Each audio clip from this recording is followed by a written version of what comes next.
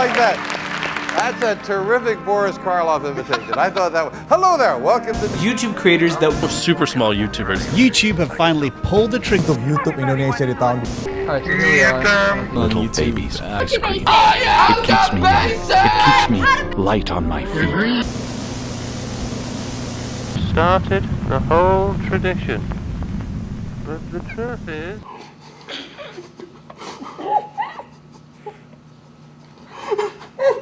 Dan karena video kali ini akan terasa sangat panjang, kalian bisa mencari posisi yang nyaman, santai, supaya nontonnya terasa seru. Dan kalau bisa nontonlah di ruangan yang ada cahaya lampunya. Inilah dia, Darkness of YouTube. Pada tahun 1999, ada sekelompok tim yang dibentuk dan diketuai oleh orang Rusia yang merupakan peneliti bernama Dr. Azakov. Tim yang dibentuk ini ceritanya ingin melakukan sebuah eksperimen menggali kedalaman perut bumi untuk mengetahui kapan gempa tektonik akan terjadi. Ketika tim udah dibentuk, orang-orang udah berkumpul dan mulai menggali tanah sampai kedalaman 14,4 km dalamnya. Terjadi masalah kecil. Salah satu peneliti yaitu Dr. Azakov mencatat suhu tanah yang digali pada saat itu ada yang aneh. Suhu panasnya mencapai 1000 sampai 2000 Fahrenheit Celcius, alias suhunya ini gak normal. Keanehannya gak sampai di sini. Ketika investigasi dilakukan lebih lanjut dengan cara memantau sinyal suara perut bumi, Dr. Azakov mendeteksi adanya gelombang suara naik turun, tanda yang menunjukkan kalau suara perut bumi pada saat itu gak bilen sama sekali, gak seimbang. Supaya suaranya dapat dipastikan terdengar lebih jelas, Dr. Azakov dan timnya ini memasukkan mikrofon super sensitif ke dalam lubang tanah yang telah dibor. Dan inilah rekaman suara yang mereka dapatkan. Is very disturbing indeed. Suara ini kemudian diberi dengan nama jeritan suara dalam neraka. Meskipun pada akhirnya tidak ada satupun klarifikasi sama sekali, audio klip suaranya ini masih tersebar luas sampai sekarang. Tapi ada kemungkinan juga ini adalah suara editan. Sekilas memang terasa aneh. YouTuber mukbang. Ya, beberapa tahun yang lalu, tahun 2020, Cat Yap kembali heboh karena ia diduga telah diculik oleh seseorang dan dipaksa untuk melakukan konten mukbang demi kepentingan pribadi. Awalnya tidak ada yang aneh sama sekali, tapi lama-kelamaan para penonton Cat Yap mulai merasa ada yang sedikit janggal. Pertama, Cat Yap mengunggah video dalam jangka waktu yang cukup lama. Kedua, muncul beberapa bercak luka di tubuhnya. Ketiga, gigi taring Cat Yap kalau nggak salah pernah sekali kedapatan lepas. Keempat, ketika Cat Yap melakukan mukbang dan memberikan teks tulisan sebagai media komunikasi, banyak yang berteori di dalam teksnya ini terdapat tulisan seperti SOS, help, dan ada juga beberapa tanda Morse yang diberikan oleh Cat Yap. Pada Maret 2009, beredar sebuah video random ada seorang pria yang berjalan bersama dengan anjing peliharaannya di tengah hutan. Pria ini mencoba beberapa kali memanggil anjingnya yang berlarian. Gak lama setelah itu, kamera yang dipegang pria ini berbelok beberapa derajat dan terlihat sebuah fenomena yang sangat aneh. Tarzan, ко мне!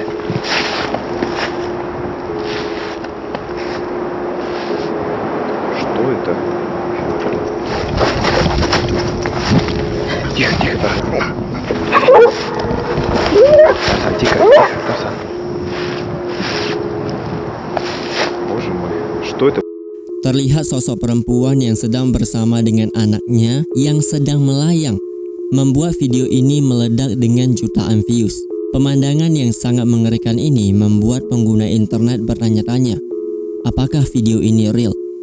Secara teori, jika video ini dibuat ke dalam mode VHS warna yang berbeda, maka akan terlihat beberapa cetakan hitam yang diduga sebagai pegangan yang dipegang oleh si anak perempuan. pasti akan terasa sangat menyeramkan bila kita kembali pada tahun 2012. Video dengan durasi 30 detik yang ingin memperlihatkan bagaimana rasanya ketika paranormal experience terjadi.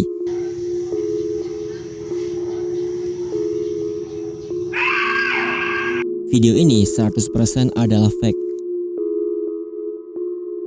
Video ini diambil oleh seorang penghuni apartemen yang tanpa sengaja melihat aktivitas kegiatan ritual.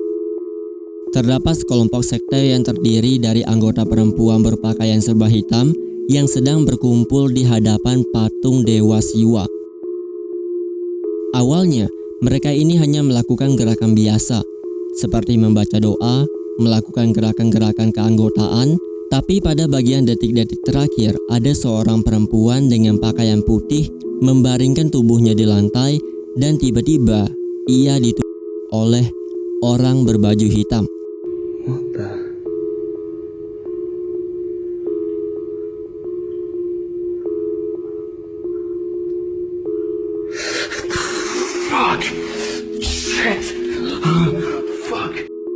Sayangnya, apa yang kalian lihat barusan adalah fake. Video ini dibuat oleh sekelompok orang untuk menunjukkan bagaimana caranya sekte sesat melakukan sebuah upacara ritual pengorbanan tubuh manusia. Video ini sudah ada di YouTube pada tahun 2010. Memperlihatkan sebuah sosok boneka Jepang jenis Ichimatsu. Boneka ini sedang berada di dalam rumah dengan keadaan gembira, menyapa para penonton dan akan memberikan tutorial cara memasak tomat.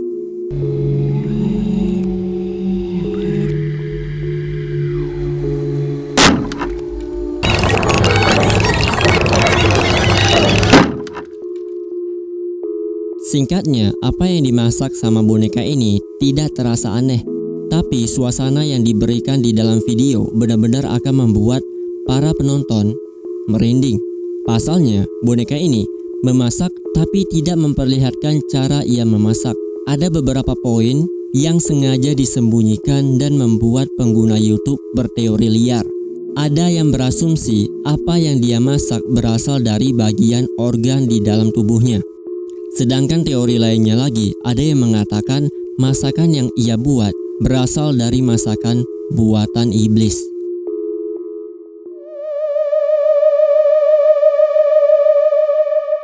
Alan Tutorial adalah YouTube channel yang sudah lama tidak memposting videonya lagi.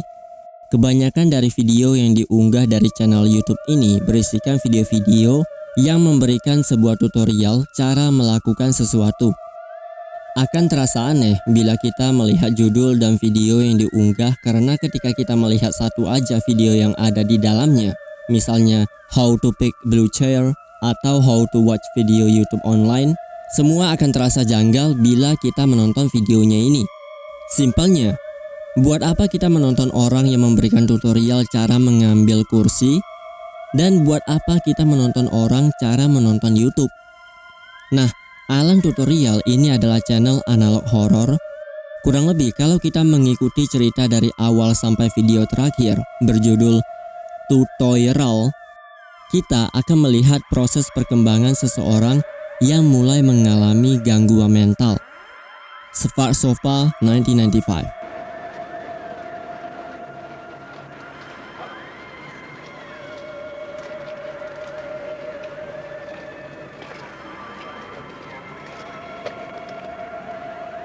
Sebuah video yang memperlihatkan ada beberapa orang yang dengan tenang duduk di dalam ruangan dan melakukan pengambilan darah. Darah yang diambil oleh orang yang ada di dalam ruangan cukup banyak. Bisa dipastikan ada beberapa gelas. Nah, darah yang diambil ini ceritanya akan dibikin menjadi sebuah masakan sup yang disebut Svartsofa. Untuk dapat membuat sup Svartsofa ada beberapa bahan tertentu atau resep rahasia dan diantaranya adalah darah manusia yang harus dicampur ke dalam supnya ini. Video tidak sampai di sini aja. Kita juga akan bisa melihat penyajian supnya yang telah selesai dimasak, dihidangkan di atas meja dan akan ada banyak orang yang berkumpul bersama untuk menikmati sup darah. Untuk informasi lebih jelasnya lagi, video ini diperkirakan adalah buatan film seorang pria bernama Poul Thorsen. Tapi sekali lagi, tidak ada yang tahu kebenarannya. Bisa jadi kan, video ini memang dikatakan sebagai film pendek. Tapi apa yang ada di dalamnya adalah sesuatu yang benar-benar telah terjadi. YouTube adalah platform video yang sangat besar. Di platform yang sebesar ini, kita pasti bisa menemukan hal-hal yang tidak normal, apalagi yang berhubungan dengan fetis. Di sini ada YouTube channel bernama Amputis. Sekilas akan kelihatan wajar kalau kita melihat ada video orang-orang yang mengunggah kegiatan orang dengan keadaan kakinya diamputasi. Anggaplah ini kayak vlog. Tapi berbeda dengan channel ini. Semakin kita menyelam ke dalam isian video yang ada, kita akan menemukan video orang-orang yang diambil di tempat publik, umum. Mostly kebanyakan gambar-gambar yang diambil adalah perempuan. Belum lagi perempuan yang disorot adalah perempuan yang kakinya diamputasi. Bahkan ada juga playlist video yang mengkhususkan kita bisa melihat, menonton perempuan tidak dikenal dengan jenis wajah yang berbeda-beda sedang melakukan suatu kegiatan atau aktivitas dan tentu saja dengan keadaan kakinya gak ada. Kalau kita sebagai orang normal mungkin melihat video klip beginian kita bakalan iba. Ada orang yang dengan kondisi fisik tidak sempurna tapi mereka bisa berjuang untuk hidup. Kalau video ini ditonton untuk orang yang punya fetis yang aneh-aneh, menurut kalian gimana jadinya? Perempuan yang kalian lihat ini yang tersenyum dengan ceria, ia dipanggil dengan nama Yukiko Okada. Ia merupakan seorang penulis lagu sekaligus juga orang yang menyanyikan lagu berjudul Futari Dake no Ceremony. Yukiko Okada adalah penyanyi yang sangat populer pada saat itu. Masalahnya, ia mulai drop dan kehilangan mental health setelah kematian orang tuanya. Ia juga ditinggal oleh kekasih tercintanya dan penggemar mulai tidak suka dengan Yukiko. Karena merasa tertekan, Yukiko menciptakan album berjudul Never See Me Again. Ini adalah album terakhir dari Yukiko. Beberapa tahun kemudian, seorang artis penyanyi dari Kenya penasaran dengan lirik lagu berjudul Never See Me Again. Dan pada akhirnya orang ini melakukan bedah lirik untuk melakukan penelitian. Beberapa bulan kemudian setelah meneliti lirik ini, pria ini mempublish ke media kalau dia akan melakukan. Dan setelah pengakuan tersebut, polisi menangkap pria ini. Aksinya gagal dan lirik lagu dari Never See Me Again dihapus dari YouTube. Kalau kalian mencari lirik lagunya, gak akan pernah ada, karena pasti akan di take down sama YouTube. Pernah gak melihat konten orang-orang yang melakukan aksi penyelamatan terhadap binatang yang sedang kelaparan, sedang kesakitan, dan sebagainya? Fake Animal Rescue merupakan salah satu jenis tren konten di mana ada konten kreator melakukan hal yang sama dengan harapan mendapatkan rasa iba dan simpati para penonton. Nah, masalahnya ada di sini nih. Untuk dapat menemukan binatang yang dalam keadaan sakit atau kelaparan, sang konten kreator akan menyiksa binatang ini, tidak diberikan makan, dan ditelantarkan. Setelah binatang ini terlihat kusam dan benar-benar kayak binatang yang tidak terawat, maka sang konten kreator akan melakukan pengambilan video dan kemudian videonya diunggah ke YouTube. Kadang-kadang kita tidak bisa membedakan seseorang apakah orang ini baik atau jahat. Ada orang yang kelihatan ramah tapi aslinya kayak binatang, dan sebaliknya. Di sini ada satu kasus yang viral di Facebook. Ceritanya ada sepasang suami istri. Di sini kita akan panggil dia sebagai Nyonya Petkov yang bertengkar dengan keluarga Edward. Keluarga Edward memiliki anak berusia 7 tahun bernama Kathleen. Rupanya Kathleen memiliki penyakit langka. Penyakit yang membuat anak ini tidak bisa hidup dalam waktu yang lama. Selain itu, ibunya ini juga meninggal karena penyakit yang sama yang diderita oleh Kathleen. Sampai suatu hari, Nyonya Petkov yang merupakan seorang ibu rumah tangga tiba-tiba saja menertawakan penyakit yang diderita oleh Kathleen dengan cara ia membuat sebuah postingan di Facebook yang isinya parah banget. Awalnya ini masih kayak caption cuman tulisan. Postingan berikutnya, Nyonya Petkov memposting sebuah foto Kathleen yang diedit di mana Kathleen sedang dipeluk sama tengkorak. Yang captionnya, Kathleen lagi dipeluk sama malaikat. Nah, Nyonya Petkov ini bikin postingan lagi nih di hari berikutnya. Foto mendiang ibunya Kathleen, fotonya ini itu diedit berpelukan dengan tengkorak yang diduga adalah malaikat. Kelakuan Nyonya Petkov makin gila nih. Setelah ibunya Kathleen udah meninggal, Nyonya Petkov pada saat itu naik kendaraan mobil pick up yang ternyata mobilnya ini dihiasi dengan tulisan mobil kematian sambil membawa peti mati yang diderek dan mutar-mutar sambil membunyikan klakson di depan halaman rumah keluarga Edward. Setelah kegaduhan ini, Nyonya Petkov pada akhirnya ditahan. First Moon Landing 1969, pendaratan bulan pertama kali yang dilakukan oleh umat manusia, Neil Armstrong. Video ini berdurasi sekitaran 2 menit 29 detik. Dari cuplikan video klip ini sudah menjelaskan secara lengkap dari pesawat Apollo yang melakukan penerbangan sampai Neil Armstrong dan para kru yang telah tiba di bulan. Mereka bermain di bulan dengan berjalan-jalan, melompat, mengambil foto, dan menancapkan bendera di bulan. At the foot of the ladder, the lamb footpads are only, it's one small step for man. Tony, this is so great you can't believe it.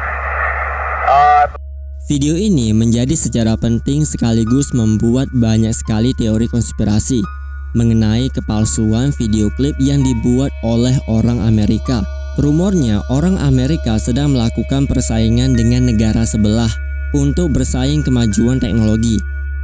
Terlepas dari ini semua, ada yang percaya manusia pernah melakukan pendaratan di bulan, ada juga yang tidak percaya. Kalau kalian, gimana? Ini adalah video yang diunggah di YouTube pada tahun 2018. Sebuah fenomena yang lebih aneh lagi.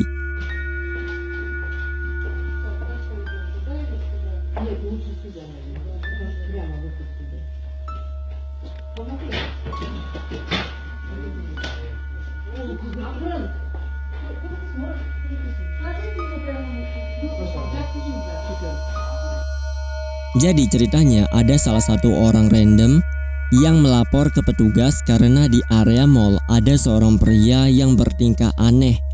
Apa yang dilakukan pria ini sudah termasuk ke dalam kategori membuat masyarakat tidak nyaman. Maka dari itu petugas datang ke lokasi, memeriksa keadaan pria ini, tapi anehnya pria ini tidak merespon sama sekali.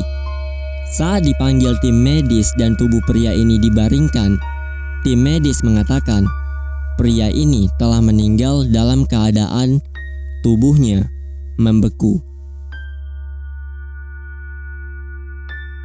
Kalian ketik di YouTube Flaka Video, maka yang akan kalian temukan adalah video-video orang yang menggila tanpa alasan yang jelas, seperti zombie. Flaka adalah salah satu kategori obat-obatan terlarang. Bisa dibilang ini adalah jenis dari narkoba.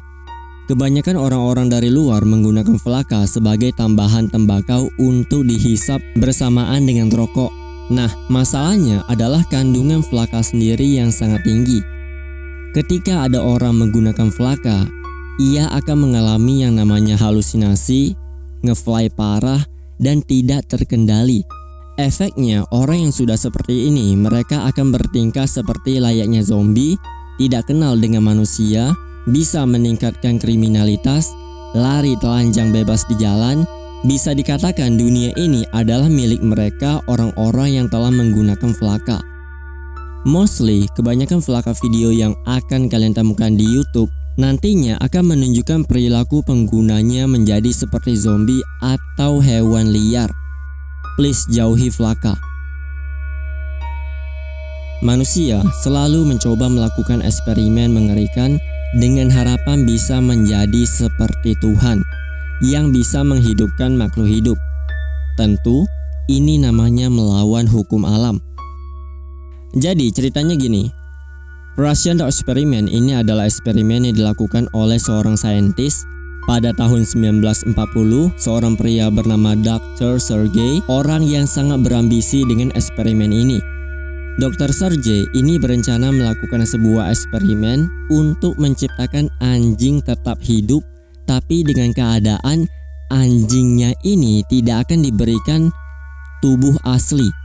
Eksperimen ini mengerikan banget karena eksperimen ini akan diawali dengan mencari anjing yang sehat, kemudian kepala anjing ini akan dipisah dari badannya. Kepala anjing yang rusak ini kemudian akan dihubungkan dengan jantung yang terhubung dengan batang besi. Anehnya, jantung ini itu bisa berdetak. Ketika kondisi jantung sudah stabil, jantung yang disambungkan dengan kepala anjing, kalau kita perhatikan di dalam videonya, kepala anjing yang udah terpisah bisa bergerak kembali. Atau katakanlah anjing ini hidup kembali. Anjing yang hidup ini nantinya akan dilakukan beberapa tes lagi oleh Dr. Sergey, seperti memberikan rasa pahit, rasa sakit, getaran, dan semua indera yang ada di bagian kepala anjing ini berfungsi dengan normal. Masalahnya, anjing yang hidup dengan keadaan kepala yang terhubung dengan jantung yang sedang memompa tidak memiliki badan. Eksperimen gak sampai di sini saja. Ketika eksperimen sudah menunjukkan keadaan anjing yang stabil, kepala anjing ini akan dicopot dan dipasangkan kembali ke dalam tubuh aslinya. Sedangkan untuk eksperimen terakhir, Dr. Sergey telah mengembangkan eksperimen ini menjadi lebih mengerikan lagi, di mana Dr. Sergey pada saat itu telah menciptakan 2 kepala anjing yang dihubungkan dengan satu tubuh anjing. Hasilnya, anjing yang kepalanya ada 2 bertahan hidup selama 38 hari. Ini adalah channel YouTube dengan nama sesuai yang tertulis. Channel ini dimiliki oleh seorang pria yang memiliki obsesi aneh terhadap perempuan. Pria ini sering sekali melakukan yang namanya stalker, mengintai perempuan melalui TV siaran lokal, forum-forum seperti 4chan, Facebook, dan hampir semua perempuan yang ia intai adalah perempuan random dan jumlahnya bisa dikatakan lebih dari puluhan. Nah, di sini nih masalahnya. Perempuan yang dia intai yang udah dia temukan di internet secara random, pria ini akan memposting hal-hal yang berbau dengan perempuan ini.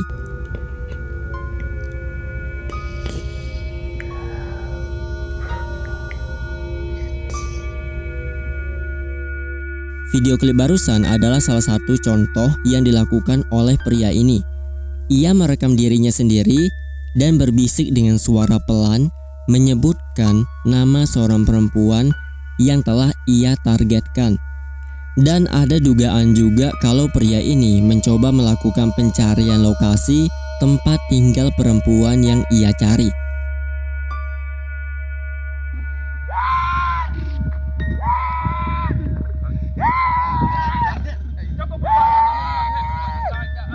Video ini berdurasi sangat pendek, sekitaran 8 detik, dan apa yang kalian lihat barusan adalah cuplikan penuhnya. Nggak ada kejelasan sama sekali di dalam video klip ini, lokasi, nama, dan alasan kenapa kerbau yang ada di sana terbaring mati. Tapi ada yang menjelaskan kerbau yang terbaring mati ini adalah kerbau milik pria yang sedang berteriak histeris. Yang menjadi pertanyaan orang-orang setelah video ini diposting di YouTube, banyak yang bertanya-tanya, ada apa dengan pria yang ada di pojok belakang? Kenapa dia berteriak histeris seperti ketakutan akan sesuatu? Apakah pria ini cuma kesal dan melampiaskan semuanya melalui teriakan karena kehilangan kerbaunya? Video ini diambil dari hari penangkapan seorang pria bernama El Chapo. El Chapo sendiri adalah anak anggota kartel yang berasal dari keluarga Lopez. Keluarga Lopez sangat ditakuti di daerah Meksiko karena anggota ini banyak dan luas banget. Nah, di hari penangkapan si El Chapo, atau petugas yang ada di dalam video ini, ternyata pada saat itu banyak yang meninggal karena terjadi aksi tembak-menembak antara petugas dan anggota kartel. Yang lebih mengerikannya lagi dari anggota ini, setelah anak dari keluarga Lopez ditangkap, muncul kehebohan yang sangat besar. Banyak anggota kartel yang ribut di jalan, saling tembak-menembak, dan dari kejadian ini pemerintah Meksiko membuat perintah untuk melepaskan El Chapo.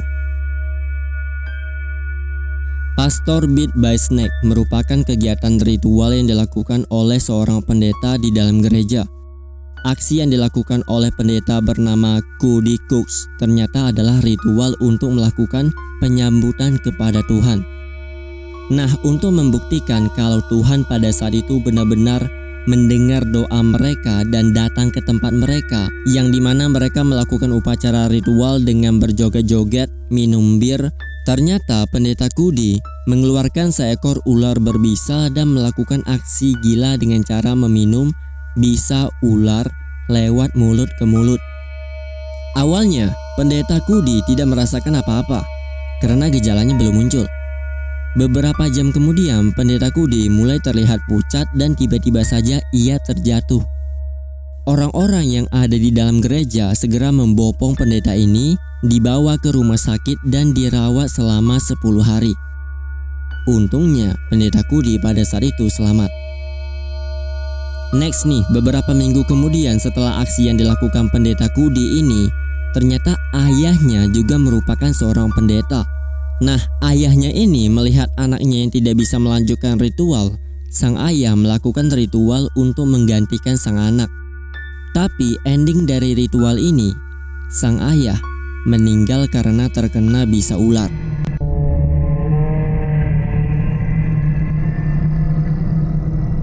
Back to Life Tanzler mengkisahkan seorang pria berumur yang dipanggil dengan nama Tanzler. Tanzler adalah seorang dokter yang tidak mahir. Kenapa gue bilang tidak mahir? Karena pengalaman dia menjadi dokter adalah dengan menjadi asisten dokter. Itu pun bukan secara langsung, karena tugas asli dari Tanzler adalah sebagai orang yang melakukan rongsen kepada pasien.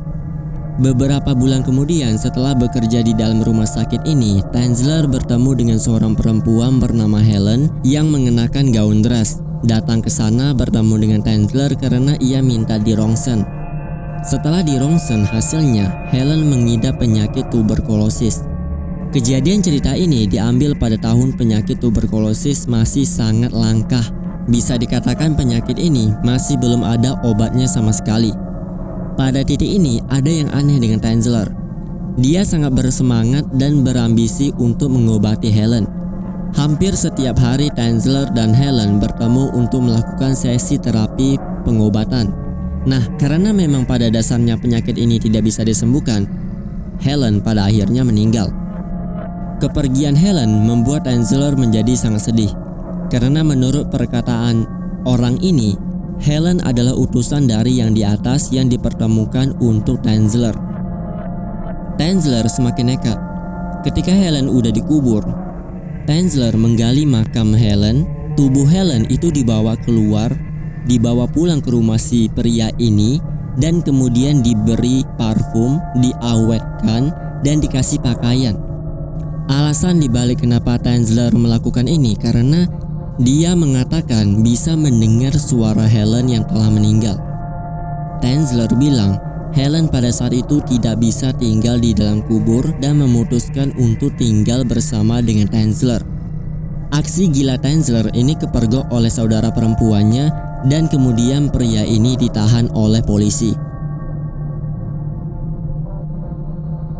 Di Amerika ada sebuah kultus agama sesat yang disebut Heaven Gate. Tujuan dari dibentuknya Heaven Gate adalah orang-orang yang berkumpul untuk menunggu pintu surga terbuka. Di sini nih seramnya. Pria ini yang kalian lihat saat ini adalah pendiri dari Heaven Gate yang percaya jika pintu surga akan terbuka bila sebuah komet yang disebut Hale-Bopp melintasi bumi.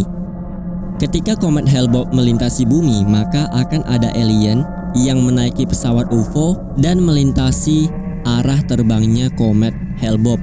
Nah, pria ini percaya jika pesawat UFO yang melintas mengikuti arah komet Hale adalah jalan menuju pintu surga. Masalahnya adalah bagaimana caranya agar manusia bisa menaiki pesawat UFO. Pemimpin Heaven Gate berkata, untuk dapat menaiki UFO, maka manusia harus meninggalkan tubuh fisiknya dan naik di pesawat UFO bermodalkan roh atau jiwa. Sampai suatu hari setelah perkumpulan Heaven Gate mulai rame, pemimpin ini melakukan aksi besar-besaran, dan setelah kasus ini diselidiki ternyata ditemukan sekitaran 39 orang meninggal dengan keadaan mereka semua mengenakan pakaian jubah hitam, 21 perempuan dan 18 orang laki-laki. She Still Sleeping berasal dari channel YouTube seorang pria bernama Timothy. Timothy ceritanya ini adalah seorang YouTuber vlogger yang kesannya suka sekali mengambil video keadaan lingkungan sekitar rumahnya. Nah, ada satu momen ketika ia memasuki area rumah, Timothy merekam istrinya sedang tertidur lelap. Nyatanya di hari ketika Timothy melakukan vlognya ini, kondisi atau keadaan sang istri telah meninggal dunia. Timothy benar-benar tidak sadar akan hal ini. Jadi ia terus melanjutkan vlognya karena bisa dibilang komunitas atau penonton dari Timothy suka dengan gaya Timothy, dari gaya berbicara dan orangnya asik aja gitu. Nah, pas momen Timothy mengambil gambar istrinya, penonton merasa ada yang aneh nih dengan istrinya. Masa direkam gitu nggak ada respon sama sekali? Oke, sampai di sini kita anggap aja istrinya tidur. Tapi besoknya sama juga nih. Penonton mulai khawatir, mulai ribut di kolom komentar di channel YouTube si Timothy, dan pas diperiksa Timothy baru sadar istrinya telah meninggal dunia karena tertidur dalam waktu yang lama. Terlepas dari kehilangan istrinya, Timothy sampai detik ini masih aktif dan rajin upload video di channelnya. Pemilik channel ini adalah seorang pria bernama RJ yang punya hobi mengunggah video di YouTube. Dalam kurung, isian videonya adalah cara dia merokok, tutup kurung. Jadi, konten dari RJ ini adalah dia akan pergi ke suatu tempat, dan tempat ia kunjungi ini dia akan merokok yang dimana katanya setiap rokok yang dia hisap akan berbeda-beda merek. Jadi satu video, satu merek rokok yang berbeda. RJ sudah memposting video sebanyak 1.300 lebih. Nah, penonton RJ ini gak sedikit karena banyak yang suka dengan si RJ ini. Sayangnya karena terlalu sering merokok, RJ mengalami masalah. Dia dirawat di rumah sakit dan mengharuskan bagian tenggorokannya terhubung dengan peralatan medis. RJ didiagnosa mengidap penyakit kanker. Setelah RJ diperbolehkan pulang dari diagnosa penyakit kankernya, RJ tetap melanjutkan vlognya seperti biasa, tapi dengan konten yang berbeda. Lebih tepatnya, RJ sering berbicara mengenai apa yang dia rasakan ketika mencoba berhenti merokok. Untuk para penonton setia RJ, mereka mendukung RJ dan selalu support si RJ. Tapi sayangnya memasuki 4 November 2016, YouTube channel resmi RJ merilis video terakhir berjudul Farewell YouTube yang berisikan informasi RJ telah meninggal dunia. Dolly Flash adalah YouTube channel animasi paling sadis, paling mengerikan, paling disturbing. Karena apa yang ada di dalam mengandung hal-hal yang berbau dengan tindakan kekerasan dan kriminal, penyiksaan, dan berbagai jenis hal-hal yang mengerikan. Bisa diibaratkan Dolly Flash seperti menggabungkan kisah antara film Jigsaw dan film serial killer yang terkenal seperti Michael Myers dan lain-lain. Bedanya ini adalah animasi. Terlepas dari kita sebagai orang normal yang menonton animasi ini terasa disturbing, ternyata orang yang membuat animasi ini lebih gila lagi. Jadi pemilik channel ini bernama Latin Allen Lebu. Pada tahun 2009 dia memposting sebuah video berjudul One Kid, Three Hamster. Kalian tahu kan video-video yang namanya kayak ginian? Video klip ini menunjukkan Lathan yang sedang bermain dengan 3 ekor hamster lucu yang baru saja ia beli dari pet store. Di dalam video ini tidak ada yang aneh sama sekali. Layton cuma bermain sama hamsternya, dikasih makan, dirawat kayak binatang peliharaan kesayangan. Nah, masalahnya ada pada bagian deskripsi dari video ini yang bertuliskan kayak gini. Dari ketiga kata ini, kita sudah mengetahui hamster ini akan dirawat sampai gemuk dan kemudian disiksa, sesuai dengan judul yang tertulis. Ternyata benar, dari deskripsi tersebut, Layton memposting video lagi, dan isinya adalah kekerasan dari si Layton terhadap hamster yang ia pelihara. Setelah video tersebut beredar luas, Layton kemudian ditahan. Untuk kasus penyiksaan binatang memang sudah banyak yang beredar, tapi untuk kasus Layton ini merupakan kasus yang berbeda. Menurut gua ya, karena dari sifatnya aja kita telah mengetahui Layton memiliki sifat psikopat yang kemungkinan sangat berbahaya bila dibiarkan begitu saja. Jadi gini ceritanya, pria ini adalah pemilik channel bernama Mr. Anime. Sesuai dengan judulnya, channel ini, Mr. Anime memposting review cerita-cerita anime lawas. Anime ini pada masa itu sebenarnya populer banget, tapi untuk sekarang gua rasa anak-anak gak bakalan begitu suka sama cerita animenya. Nah, apa yang dibahas sama Mr. Anime ini diantaranya adalah dari genre, judul, karakter, heroin, atau waifu, kata-kata istilahnya. Ternyata membuat banyak orang yang suka dengan kontennya ini. Belum lagi gaya pembawaan cerita dari Mr. Anime ini terasa seru. Nah, setelah channelnya ini mulai naik, subscriber dan view udah mulai rame, rupanya genre dari Mr. Anime yang membahas anime perlahan-lahan berubah. Mr. Anime lebih cenderung mereview topik yang cerita-cerita thriller, pembunuhan, dan karakter kayak Michael Myers. Sampai di sini penontonnya masih enjoy aja.